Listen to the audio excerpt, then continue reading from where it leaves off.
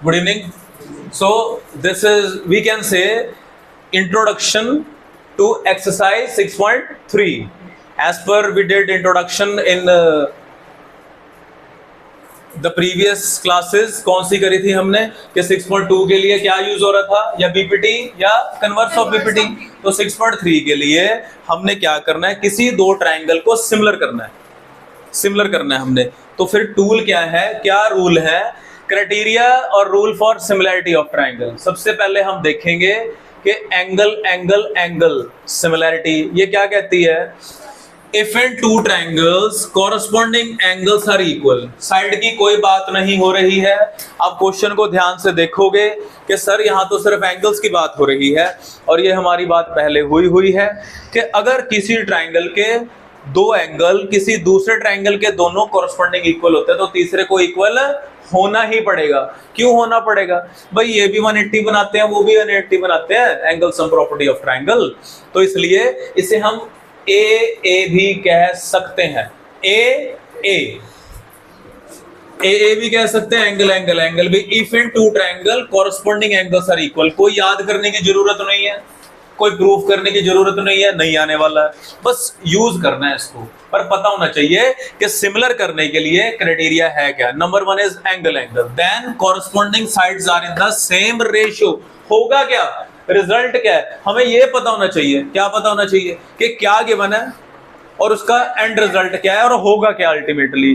तो अगर हमें दो ट्रायंगल गिवन है, इसके दो कॉरस्पॉन्डिंग एंगल इक्वल है, तीसरा हो जाएगा, तीसरे की जरूरत नहीं है। तो होगा क्या, sides will be equal in ratio, equal in ratio में इक्वल आ जाएंगी। तो कॉरस्पॉन्डिंग का मतलब ये वाला ए बी क्या कॉरस्पॉन्ड साइड पी क्यू होगी, तो A B upon P Q equal हो गया किसके, बोलो, B C upon P Q R के और A C upon P R के। ये याद रखना, और हम कह देंगे कि सर ये दोनों ट्रायंगल सिमिलर हैं। क्या है ये, सिमिलर।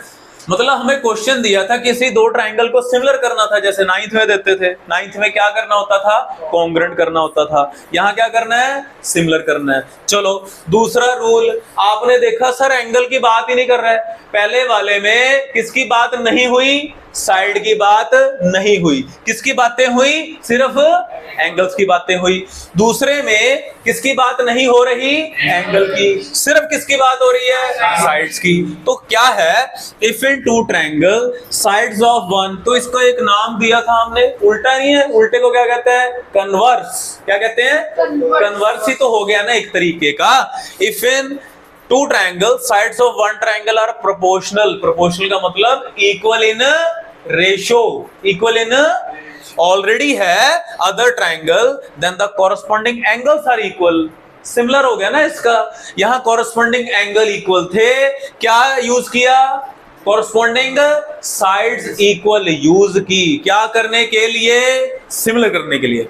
दूसरे में कॉरस्पॉन्डिंग साइड्स ऑलरेडी इक्वल दी हुई थी, कॉरस्पॉन्डिंग एंगल इक्वल कर दिए और कह दिया कि दोनों ट्रायंगल क्या है, सिमिलर है।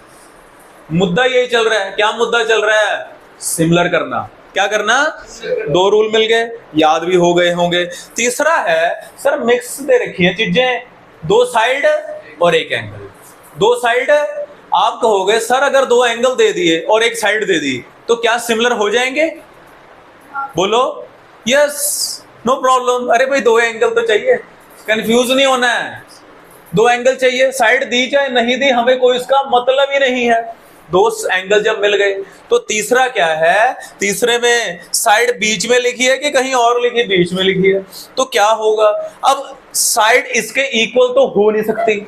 कैसे इक्वल होंगी, रेशियो में, प्रोपोर्शनली। कैसे इक्वल होंगी, प्रोपोर्शनली और इक्वल इन रेशियो, और एक एंगल और एक एंगल।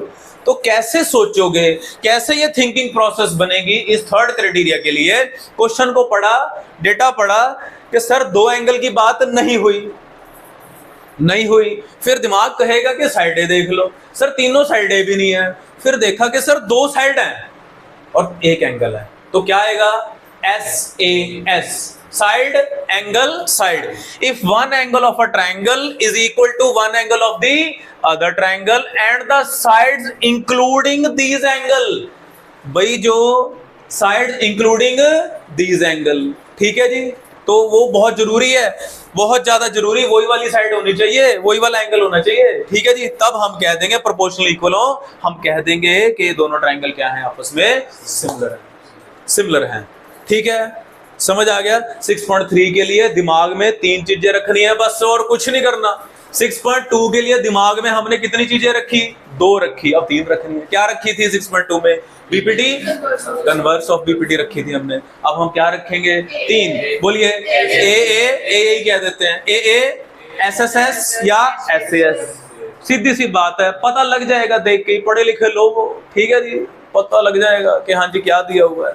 तो 6.3 करते हैं। अब बहुत इजी है बट कंफ्यूजिंग है। मेरा ये मानना है 6.3 के जो स्टार्टिंग के क्वेश्चन है प्योर ऑब्जेक्टिव मटेरियल है, प्योर, क्योंकि एरर के चांस है और गलत ऑप्शन भी बन सकते हैं इससे, इसलिए बड़े ध्यान से करना है। अब हम 6.3 करेंगे।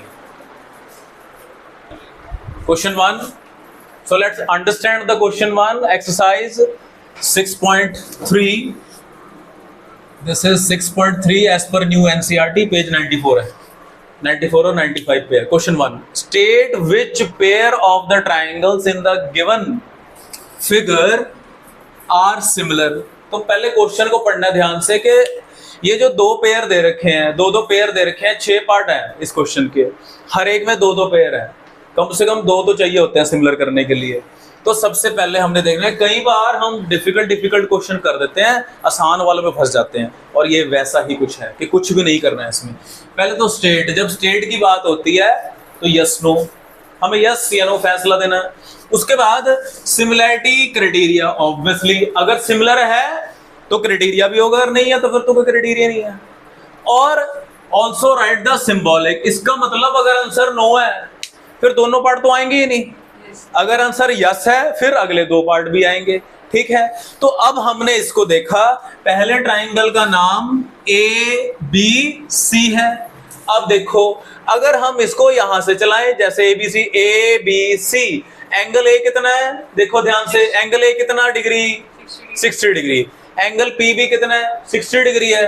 तो लिखा ट्राइंगल ए, इधर चलो, इधर एक को फिक्स कर दिया, नॉमेनक्लेचर लिखाना सिखा रहा हूं, नॉमेनक्लेचर कहते हैं इसको, क्योंकि चीजें पलट जाती हैं अगर हम गलत तरीके से लिख दें। एक को फिक्स कर दिया, किसी भी एक को फिक्स कर लेना है, उसके अकॉर्डिंग दूसरा लिख देना है। तो दिख तो रहा ही है, ये 60, ये भी 60, ये 40, ये भी 40।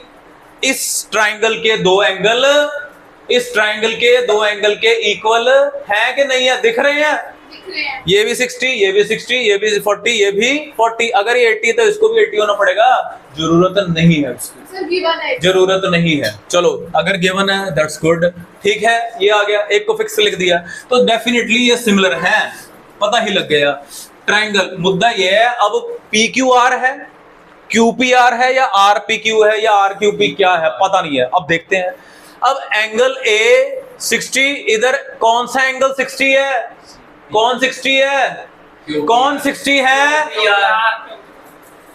P 60 है। इधर B कितना है, 80, इधर 80 कौन है, QR, तो Q आ गया, बस R ही बचा। ये था इसके अंदर, बाय एंगल सिमिलैरिटी, इतनी सी बात है, ये करनी है इस क्वेश्चन में। डन। नंबर 2 में अभी हमारी बात हुई थी कि यहां पर एंगल की बात ही नहीं हो रही है, सारी किसकी बातें हो रही हैं, साइड्स की बातें हो रही हैं। तो जब साइड्स की बातें होती हैं तो हमें क्या करना पड़ता है, हमें रेशियो चेक करनी पड़ती है कि किसकी अपॉन किसकी, किस साइड अपॉन कॉरस्पॉन्डिंग साइड की रेशियो क्या सेम है। देख लेते हैं एक बार, रफली दिमाग में कर लेते हैं। अगर ये 2 है, ठीक है, तो इधर कौन मिल रहा है, 4 मिल रहा है ना, 4 मिल रहा है। 2/4 कितना होता है, 1/2। 3/6 कितना होता है, 1/2, है ना। और 2.5/5 कितना होता है, 1/2 होता है। दिख गया, ओरली आंखों ने ही सॉल्व कर दिया कि वाकई में है। अब थोड़ा नॉर्मल में लिखना है, रट्टा नहीं है कि ABC हमेशा PQR ही होगा, रट्टा नहीं लगाना है इस बात का, लेकिन किसी एक ट्राइंगल को फिक्स कर देना। तो पहले तो AB अपॉन, हमने देखा कि AB जो है वो 2 है, और इधर से, हालांकि ये 6 है पर नहीं, 3 के साथ करेंगे इसको, इधर से QR जो कि कितना आ गया, 2/4 मीन्स 1/2, ठीक है। और बोलो अब AC की कॉरेस्पॉन्ड कौन है? AC के कॉरेस्पॉन्ड कौन है? PQ है। तो PQ है, इनकी रेशियो भी आपको दिख गया कितनी आ रही है? 1/2। अब डेफिनेटली ये भी चेक कर लेते हैं कि क्या BC अपॉन कौन आएगा? PR क्या है? 2.5/5, ये भी तो 1/2 है। तीनों की रेशियो सेम आ गई। AB upon QR is equal to AC upon PQ is equal to BC upon PR आ गया। अब आप बताएंगे कि इसको लिखें क्या? आपको तरीका बता दिया। हो गए भैया, सिमिलर तो हो गए हैं। ट्रायंगल ABC, अब सिमिलर लिखना है, एक को फिक्स कर दिया। अब AB साइड के कॉरेस्पॉन्ड कौन सी साइड थी? QR, तो QR लिख दूं? QR के R क्यों लिखूं? ये भी हो सकता है, देखते हैं। अब AC के कौन थी? PR। AC के कौन थी? PR थी, ठीक है। तो ये हाँ जी, AC के कौन है? AC के PQ है। तो फिर बात बन गई। कैसे बन गई? 1/2 1/2 आ रहा है, AB अपॉन QR आ रहा है जी। 2/3 2/3 BC अपॉन PR बिल्कुल सही है। और क्या होता है? 1/3 1/3 AB अपॉन PQ, बिल्कुल सही बात हो रही है। तो हम कह देंगे yes definitely they are similar by कौन सा क्राइटेरिया यूज हुआ? SSS similarity. सिमिलैरिटी लिखना है, वो कंफ्यूज ना हो जाए कि कॉन्करेंट तो नहीं कर रहे अब, ठीक है जी। SSS सिमिलैरिटी से क्या हो गए? दोनों ट्रायंगल सिमिलर हो गए। क्या हो गए? ये सिमिलर। पार्ट 1 भी हो गया, 2 भी हो गया। थर्ड देख लो जाते जाते। थर्ड क्या है? ये 2 का कौन? अगर हम पंगा लें 2/4 1/2 चलो आ गया, 3/6 1/2 आ गया, पर ये कितना है?